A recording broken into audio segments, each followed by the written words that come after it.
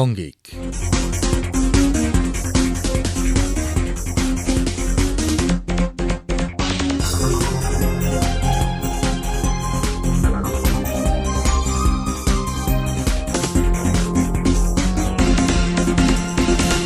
নমস্কাৰ শ্ৰোতাসকল, বিশেষ প্ৰাসংগিকলৈ আপোনালোকক স্বাগতম।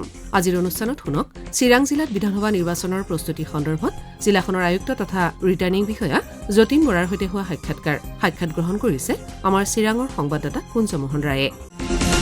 আকাশবাণীৰ প্ৰাসংগিক অনুষ্ঠানলৈ আজি আমি নিমন্ত্ৰণ কৰিছো চিৰাং জিলাৰ আয়ুক্ত তথা নিৰ্বাচনী বিষয়া যতীন বৰা দেৱক। আমি আগন্তুক অসম বিধানসভাৰ যি নিৰ্বাচন অনুষ্ঠিত হ'বলৈ গৈ আছে, এই সন্দৰ্ভত চিৰাং জিলাৰ প্ৰস্তুতিৰ সন্দৰ্ভত আপোনাৰ পৰা আমি জানিব বিচাৰিছোঁ।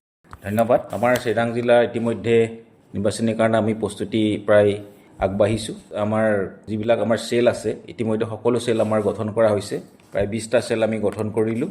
Mainly election management cell, law and order cell, personnel and training cell, material cell, media cell, transport cell, construction cell, nomination cell ইত্যাদি প্ৰায় 20টা চেল আমাৰ ইতিমধ্যে গঠন কৰা হৈছে আৰু বিভিন্ন বিষয়াসকলক দায়িত্ব দিয়া হৈছে। তেওঁলোকে কামত ইতিমধ্যে লাগি আছে। আমাৰ আৰু সকলো ইতিমধ্যে নিযুক্তি হৈছে এজ পাৰ ECI ইনষ্ট্ৰাকশ্যন, আৰু আমাৰ ছেক্টৰ আৰু জোনেল অফিচাৰবিলাককো অলৰেডি এপইণ্টমেণ্ট দিয়া হৈছে। তেওঁলোকে ইতিমধ্যে ফিল্ডত গৈ পেলাই পলিং ষ্টেচনবিলাকৰ মিনিমাম যিখিনি নিডছ আছে তেওঁলোকে আমাৰ ওচৰত এই ৰিপৰ্ট ছাবমিট কৰিছে। আমাৰ টোটেল ছেক্টৰ আছে গোটেই জিলাখনত 58টা, চিডলি সমষ্টিত 33টা আৰু বিজনী সমষ্টিত 25টা, আৰু 2টা সমষ্টি মিলি পেলাই আমাৰ টোটেল জোনেল অফিচাৰ হ'ব 14জন। ইতিমধ্যে অৰ্ধসামৰিক বাহিনী, সামৰিক বাহিনীৰ কাৰণে আমাৰ ৰিকুৱাৰমেণ্ট SSPৰ জৰিয়তে আমি দিয়া হৈছে। আমি প্ৰায় 13টামান কোম্পানী বিচাৰিছোঁ, তথা ইতিমধ্যে আমাৰ 3টা কোম্পানী অহা 10 তাৰিখে আমাৰ জিলালৈ আহি পাবহি। তেওঁলোকক ৰখাৰ কাৰণে সকলো ব্যৱস্থা গ্ৰহণ কৰা হৈছে, আৰু আশা কৰিছোঁ বাকী আমি যিমান ৰিকুৱাৰমেণ্ট দিছোঁ সিমান নাপালোঁ, এটলিষ্ট আমি আৰু 5-6টা কোম্পানী পোৱাৰ আশা আছে। আৰু ইতিমধ্যে আমাৰ যান বাহনৰ ক্ষেত্ৰত আমাৰ যথেষ্টখিনি যান বাহনৰ প্ৰয়োজন হ'ব। গতিকে আমাৰ জিলাখনত ইমান ভেহিকুল এভেইলেবল নহয়। আমি চেণ্ট্ৰেল পুল থাকিব ষ্টেটত, চেণ্ট্ৰেল পুলৰ লগত আমি যোগাযোগ কৰিছোঁ, আৰু যিখিনি আমাৰ ৰিকুৱাৰমেণ্ট আছে সেইখিনি চেণ্ট্ৰেল পুলৰ লগত ইতিমধ্যে কেইবাখনো VC হৈছে। আমাৰ অনাৰেবল CEO ছাৰৰ লগত ডিছকাশ্যন হৈছে আৰু ট্ৰেন্সপৰ্ট কমিশ্যনাৰৰ লগত ডিছকাশ্যন হৈছে। গতিকে এইখিনি আমাৰ শ্বৰ্ট আউট হৈ যাব, প্ৰব্লেম নাই। আমি হয়তো বেংগল আৰু বিহাৰৰ পৰা গাড়ী আনিব লাগিব, সেইটো চেণ্ট্ৰেলি তেওঁলোকে আনিব আৰু আমাক সেই হিচাপে ডিষ্ট্ৰিক্ট ৱাইজ আমাক দি দিব। আৰু EVM সজাগতা ইতিমধ্যে আমি কৰি আছোঁ।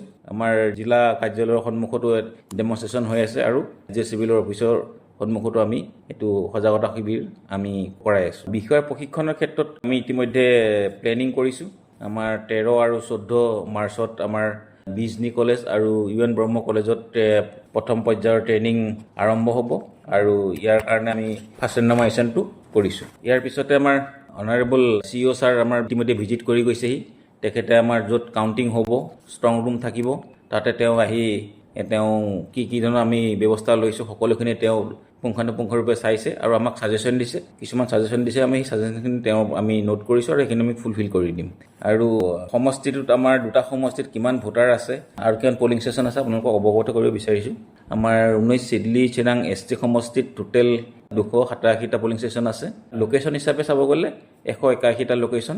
টোটেল ইলেক্টৰ্ছ আছে 1,08,695 গৰাকী মেল, আৰু ফিমেল আছে 1,10,315 গৰাকী। টোটেল 2,19,013 গৰাকী ভোটাৰ।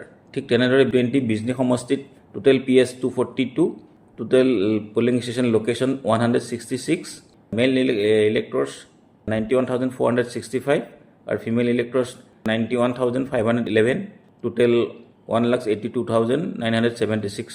আৰু গোটেই জিলাখনত আমাৰ যদি চাওঁ, আমাৰ 529টা পলিং ষ্টেচন আৰু 4,01,989 গৰাকী আমাৰ ভোটাৰ।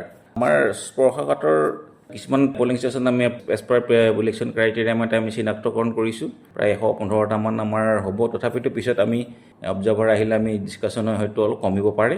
আৰু যেতিয়া নিৰ্বাচনী পৰিচালনা কৰিবৰ কাৰণে আমি যথেষ্টখিনি ব্যৱস্থা লৈছোঁ। জোনেল ছেক্টৰৰ বিষয়াসকলক ইতিমধ্যে ফাৰ্ষ্ট ৰাউণ্ড আমি এটা ডিছকাশ্যন হৈ গৈছে তেওঁলোকৰ লগত। আমাৰ যিখিনি AMF আমাৰ স্কুলবিলাকত যি বস্তু লাগে সেইখিনি আমাৰ পলিং ষ্টেচনে সেইখিনি আমি ইতিমধ্যে তেওঁলোকে চাই আনি আমাক ৰিপৰ্ট দিছে।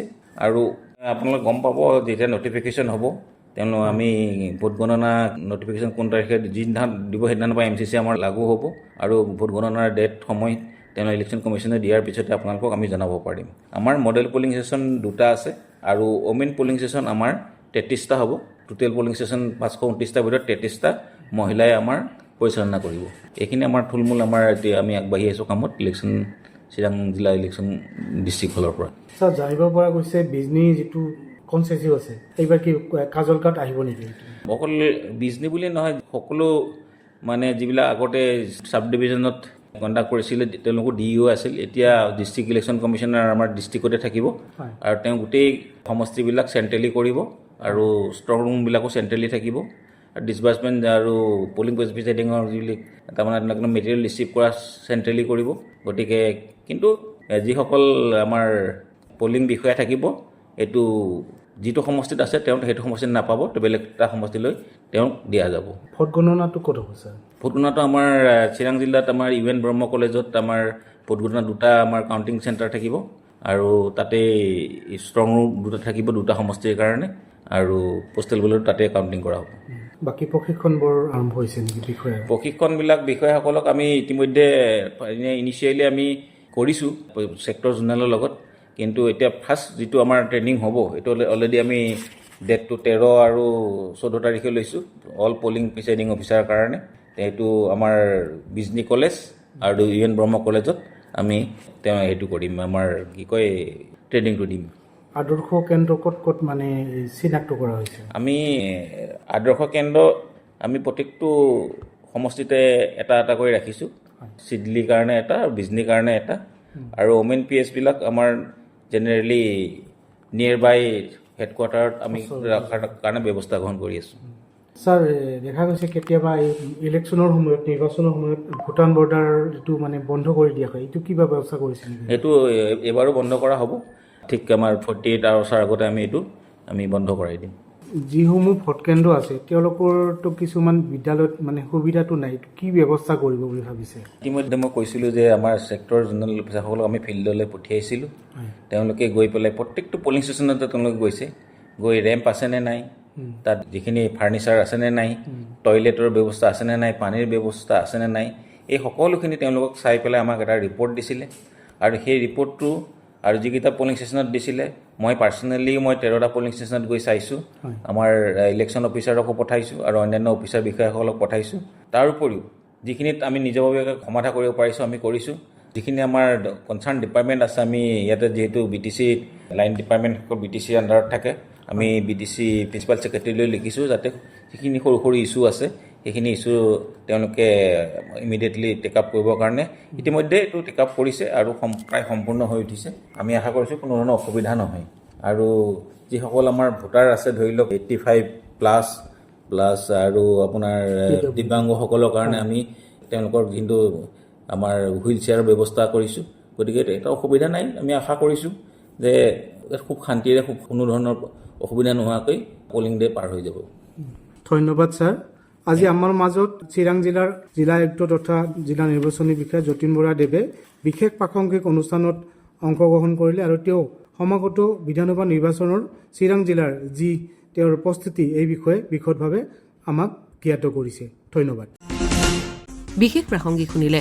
আজিৰ অনুষ্ঠানত চিৰাং জিলাত বিধানসভা নিৰ্বাচনৰ প্ৰস্তুতি সন্দৰ্ভত জিলাখনৰ আয়ুক্ত তথা ৰিটাৰ্ণিং বিষয়া যতীন বৰাৰ সৈতে হোৱা সাক্ষাৎকাৰটি শুনিলে। সাক্ষাৎ গ্ৰহণ কৰিলে আমাৰ চিৰাঙৰ সংবাদদাতা কুঞ্জ মোহন ৰায়ে। অনুষ্ঠানটিৰ প্ৰযোজনা আকাশবাণী গুৱাহাটীৰ আঞ্চলিক বাতৰি বিভাগৰ সহযোগিতা আগবঢ়ালে অপূৰ্ব মালিয়ে। আজিলৈ বিশেষ প্ৰাসংগিক ইমানেই। নমস্কাৰ।